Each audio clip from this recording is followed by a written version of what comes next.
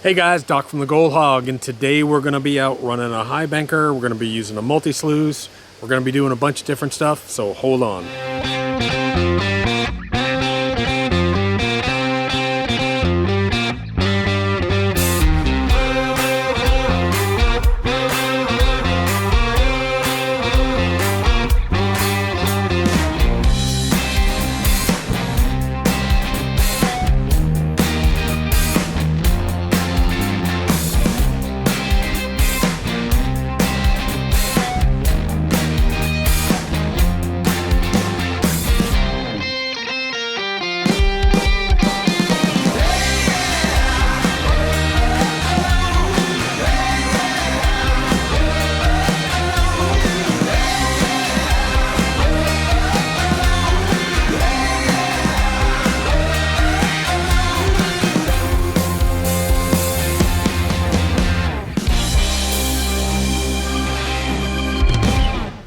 Hey guys, Doc from the Gold Hog, and we're going to be doing something new this year.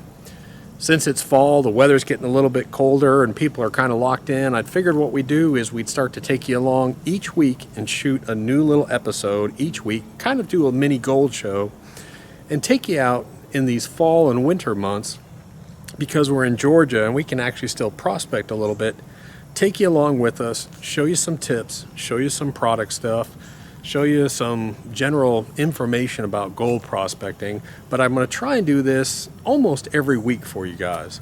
Figured it'd be cool to kind of do different stuff. As an example, this week we're going to take you up to Golden Gems.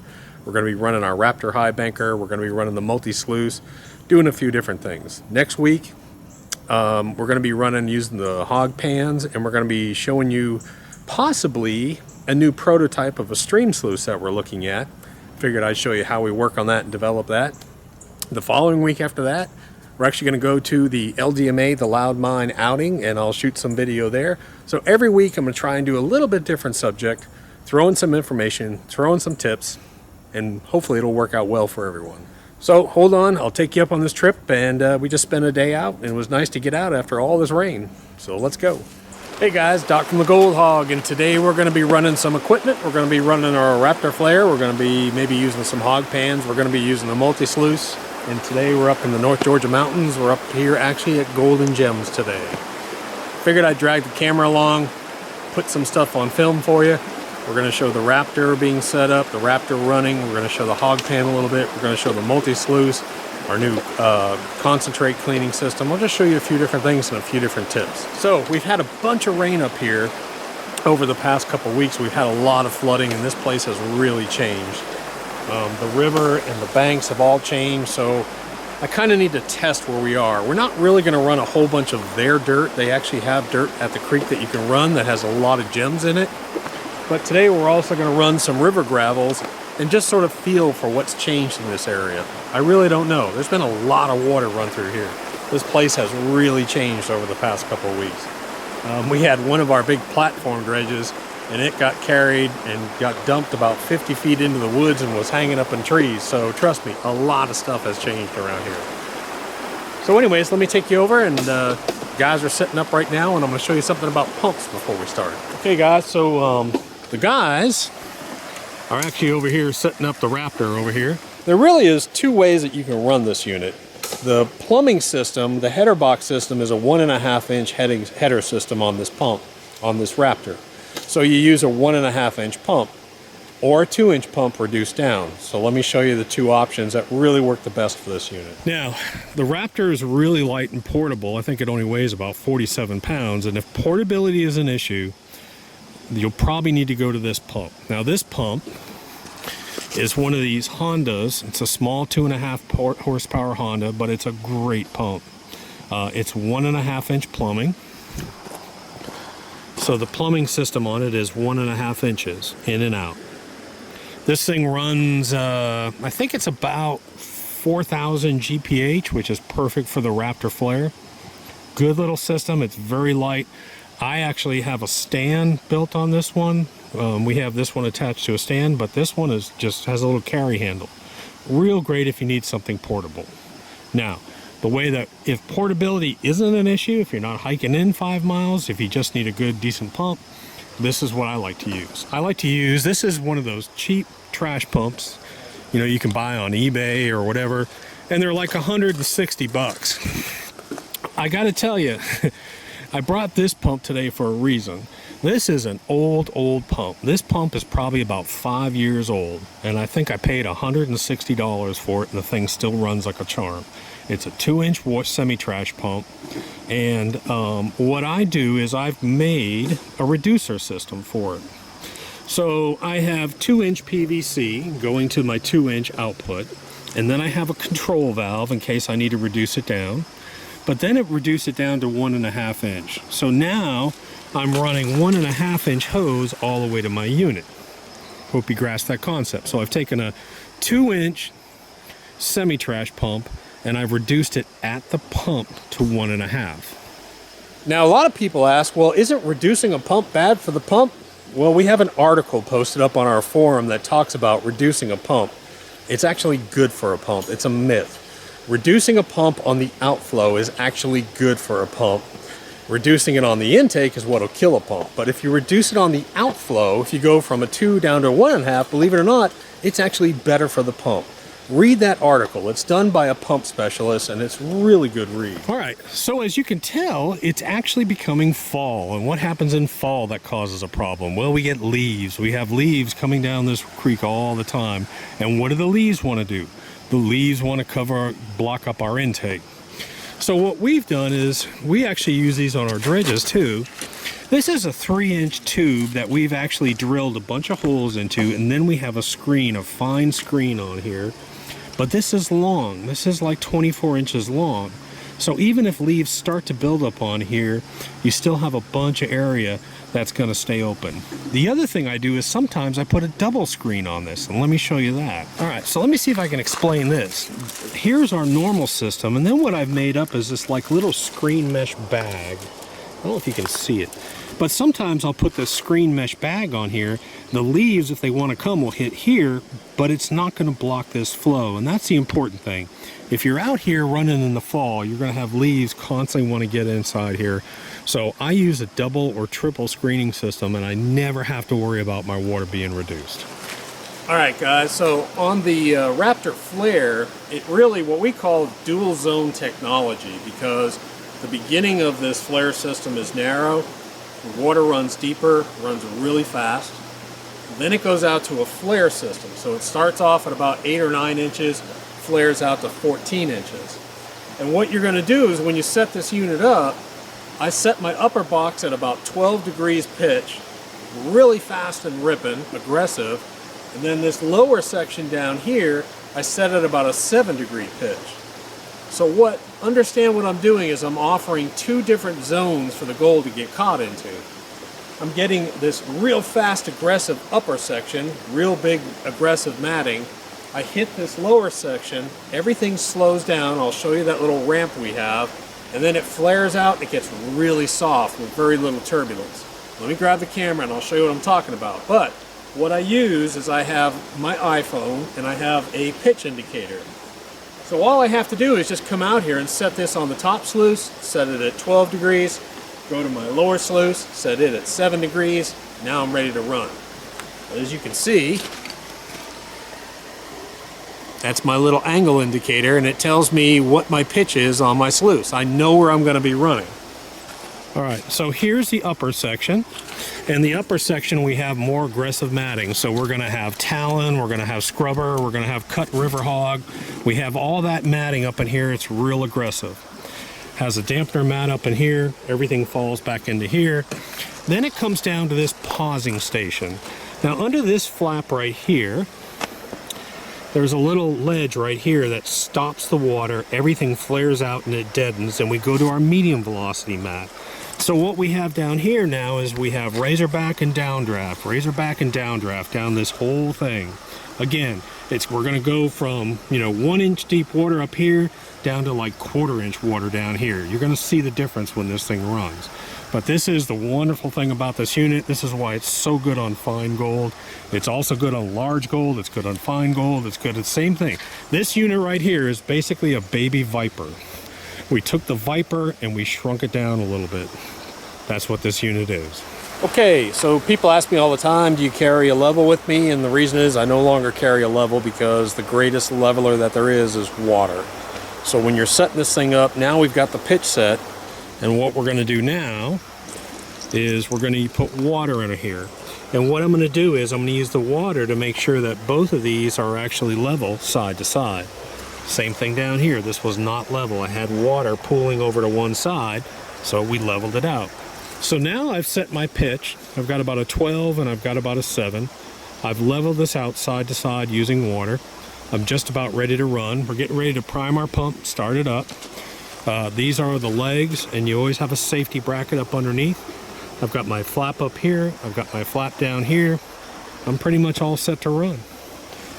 Angle of this box, you're going to change the angle of this box just to the point that a large rock might get stuck in there.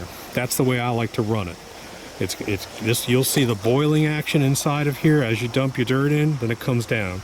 If you're in a real gold rich area, a lot of times we'll put a tub down here, and you know, it's a water-based movement system. We talk about this a lot, even in commercial operations. You always have a very, very small amount of gold that's going to come off this end, you know, 1%. You'll have 1% that's going to come off the other end. But if I'm running at a 98% and able to move this thing very quickly, that's where I want to be.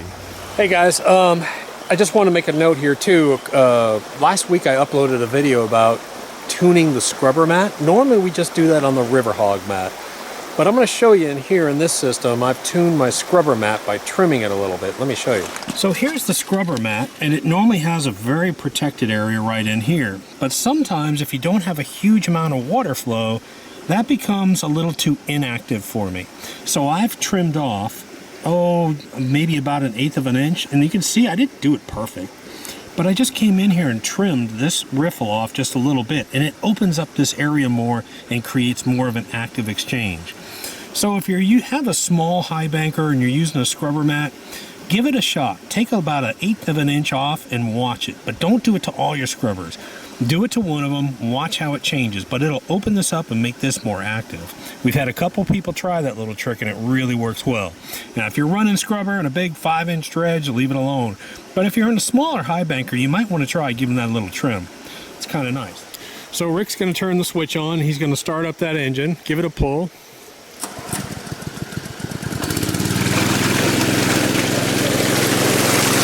Now you can see what happens in here. I've got this flooding chamber in here. I've got my pump running maybe about, 30% or so. But just enough to get in here and let the material come down. If I want to change the speed that the material moves to this box, I can change that speed, no problem. But you can see, I've got 12-degree pitch. Everything's very active up here. It's deeper water. Then it's going to hit this kill zone. It's going to hit this kill zone and be muffled down, and then everything changes. The flow flattens out, and I've got about a 6-degree pitch here. So you'll see how this works. It runs a little bit different. Now I'm going to test my header box. Now there are flares that you can get for this too. Today I didn't bring them, but he's just going to basically trickle a little bit of material in there. The material's going to be scrubbed out, roll down, fall down here, and it becomes like a milkshake, really smooth. Same thing, it'll become really smooth. You'll see all kinds of material particles dancing down in here.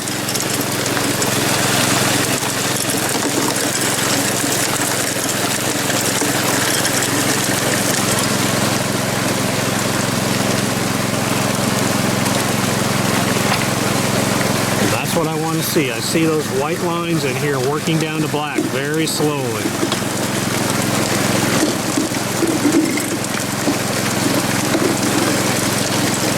Like I said, we have header box flares that come out when you're feeding this by a shovel, but I just didn't bring them today. We're not going to run a huge amount of dirt, but we are going to look for some gems while we're here. So, all right. So now I'm going to show you why we call this place Gold and Gem Grubbing. We just put 2 shovelfuls of dirt in here testing our material, and look what we found already. See if you can see that.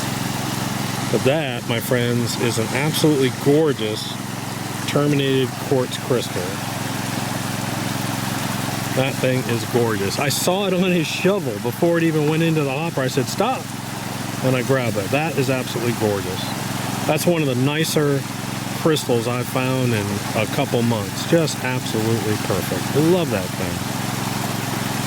That's really cool.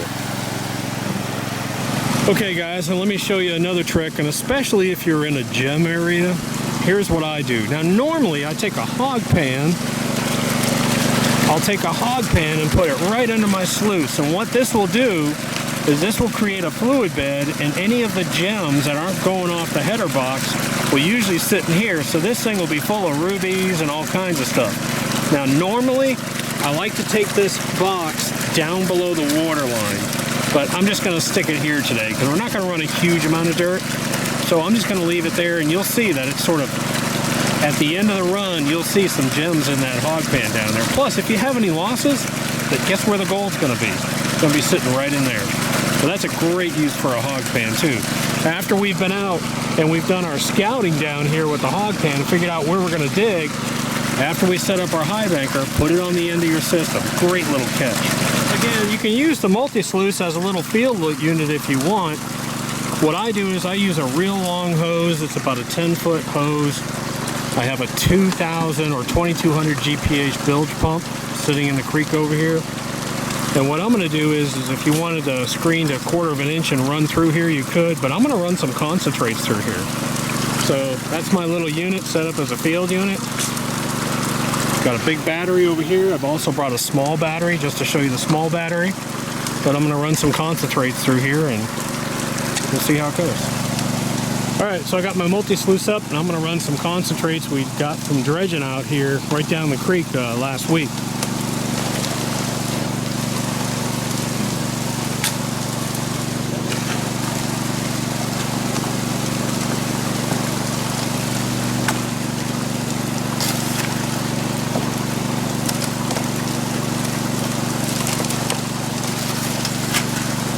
I'm not even classifying these things really.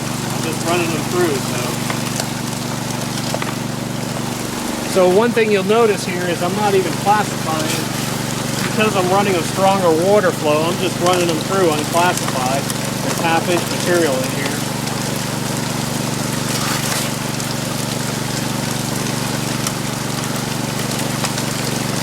Got a pan down the end just to check for any losses. But I'm running unclassified material, and there's rocks basically that are 1/2 inch big through here.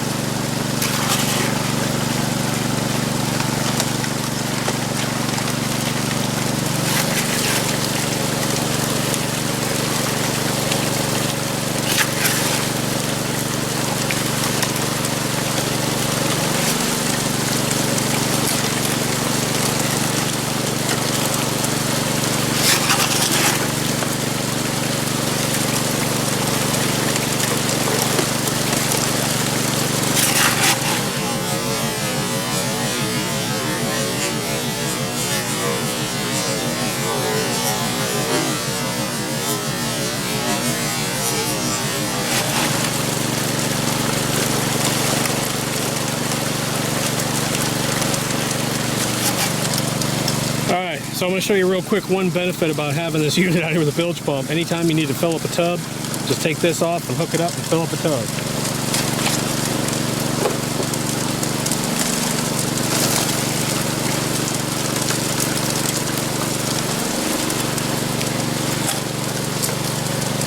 Alright, so the next thing I'm going to do is I'm going to take this pan down here, I'm going to pan this out real quick, check for any losses. A lot of black sand. Again, we were running dredge concentrates through that multi-sluice system.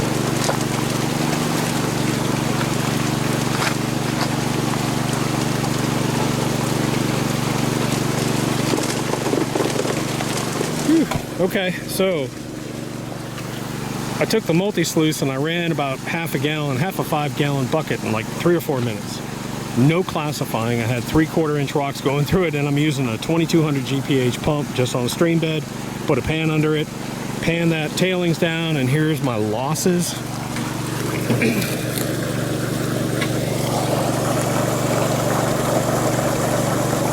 Basically, I see 1, 2, 3 colors there, and I'll probably have to get jet dried, see if there's anything that's like super 200, 300 mesh gold type deal.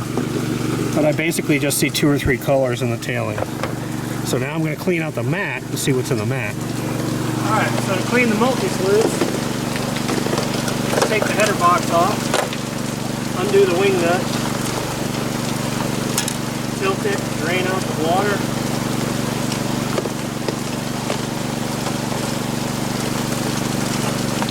And all I'm going to do is I'm going to lift one side of the mat. When I lift one side of that mat, it's going to release the tension. It'll come right out. So I lift one side, run my finger down it.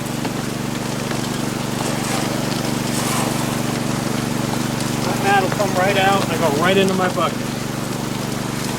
Submerge the whole thing in. So I'm going to submerge this mat all the way in the bucket first. Then I'm going to reverse roll it really tight. Up and down, up and down. Now I'm going to reverse roll it again.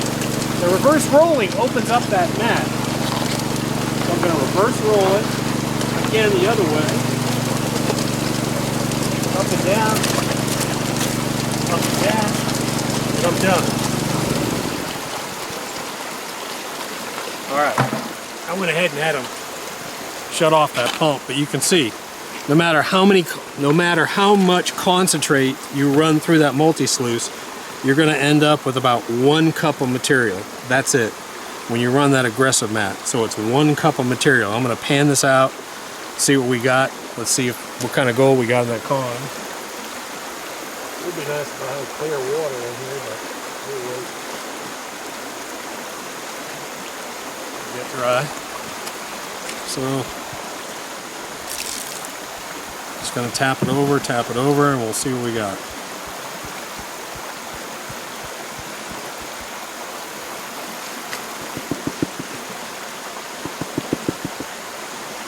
Never a good way to do this.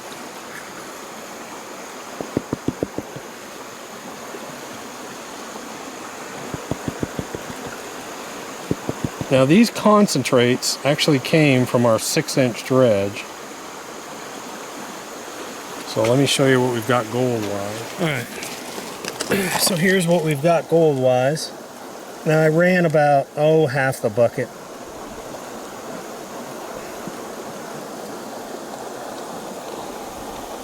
And there's a lot of fine gold up in here if I can get it to sort of unclump.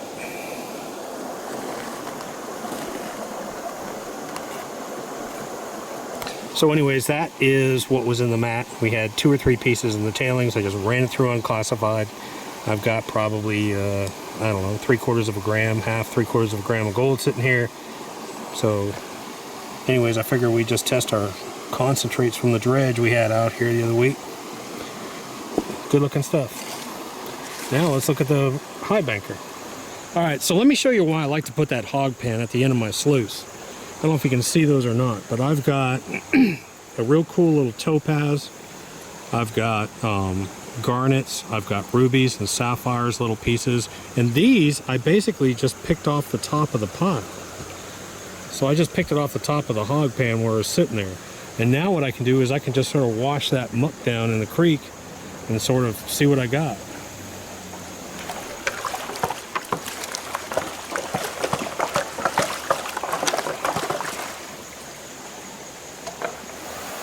Alright, so we got it shut down. Now on this unit, there's 1 bolt on here we got to take off. The mat pulls right out on this. Up here, you can see that scrubber. That scrubber looks really good right now. It's not compacted. There's actually a ruby sitting right there. A little ruby sitting right there. You got the reverse ramp riffle here. There's lead shot. I can see lead shot back in here up under this header box. That's a good sign. So I can see gold in that first line all the way up here. So I can see gold already starting up in here, and we're going to move all the way down. We'll take a look at it and we'll see. All right, guys, I took this last mat out of the high banker, and I'm going to go ahead and use this big tub and clean it out. All I'm going to do is I'm going to put it in the tub, let it wash, and again, I'm going to reverse roll it, and just dunk it, wash it, and I'm done. Now we should be pretty good. What I'm going to do is I'm going to take those concentrates, I'm going to pan those out separate from the primary sluice. I'm going to wash those out in the bucket.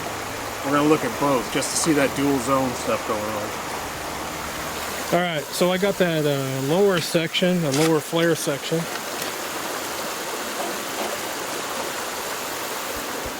What I usually see down here is fine stuff, and then anything that's a super flat flake might make it down too. So here's that.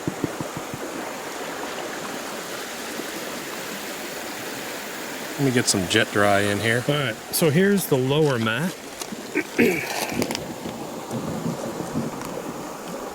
And again, what we always see down here is if it's very fine, like 150 to 200 mesh gold, which you can see right at the end of my tip. Or if there's a super flat foil flake, like that one, and that one. Those are like aluminum foil gold. So that's all the gold from the from that lower section. Again, it's a lot of super fine stuff. You can't even see most of it. Anyways, let's clean the upper mat. All right, so here's that first 36 inches. You can see it. There's a nice piece of gold right there. And there's still gold down in here. I'd say I probably have a gram and a half in that upper, and in the lower section, maybe a 1/8 of a gram. Well, that's pretty good. Good looking stuff. That wasn't bad. Came up here. We didn't run a whole bunch of dirt. We actually did run some of our dredge concentrates from dredging further down. But overall, we got maybe 20 gems or so. Pulled probably about a gram of gold. Some of that gold, actually, between the dredging concentrates and the dirt we ran, we probably have about 3 grams. From the dirt, you don't get much gold from that dirt up here. You're better off to work the creek if you're looking for gold, but we like to find the gems too, so it wasn't a bad day. Again, it's nice to be out finally after almost a whole week of rain. This water was up above my head, so it's nice to actually have some decent weather, be out here and do some prospecting. The mornings are chilly, but the afternoon, I'm starting to break a sweat a little bit. We're probably in the mid-70s out here, so it's absolutely gorgeous. It's fall. Some of the leaves are starting to turn. Really good time of the year to run. So, anyways, that was a good day overall. I kind of enjoyed it. Nice to get out and see some damn nature for a change instead of a house. Hey guys, so here's what we found gem-wise. I thought I'd go over some of this stuff real quick with you. A lot of people have questions about this, but as an example, there's a beautiful piece of clear amethyst that would really cut nice. But we find a lot of these little terminated crystals, which are really cool. This is a darker one. It's almost like a smoky crystal, which is really cool. It's a little piece of sort of orange-colored citrine.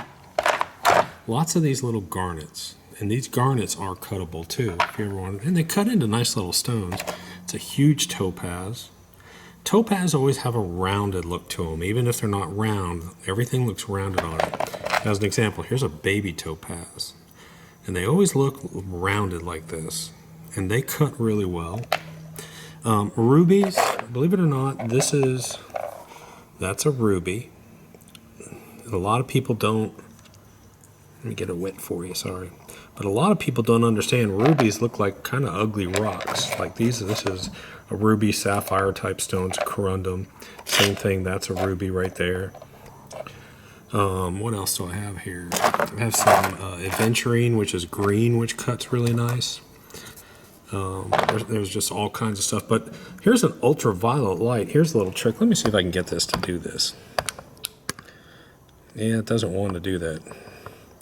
The camera's not going to show it to you. but they'll turn bright red under an ultraviolet light. The camera's switching off on me. It's changing the lighting mode. So if you hit it with a UV light, you'll be able to see the rubies and sapphires and even diamonds. If you have a diamond ring, a diamond will turn bright blue under an ultraviolet. Let me switch over and see if I can get this to record that. Actually, guys, I figured out a little trick. And if I record this on my iPhone, the white balance won't change. So watch what happens on these stones. There's what the rubies look like now. Hit them with the ultraviolet light, and look what happens. That's what they look like sitting on the pile or in your pan. Hit it with the ultraviolet, and look what happens. Now that's pretty cool there. Now there you can see it. On the other camera you can't see it. Off, on. But very cool.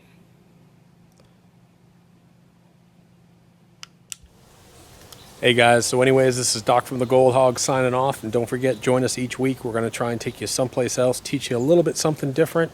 Who knows where we'll go, who knows what we'll do. But check back each week now. Hopefully, every Wednesday we'll have a new video up for you. Thanks guys, catch you later.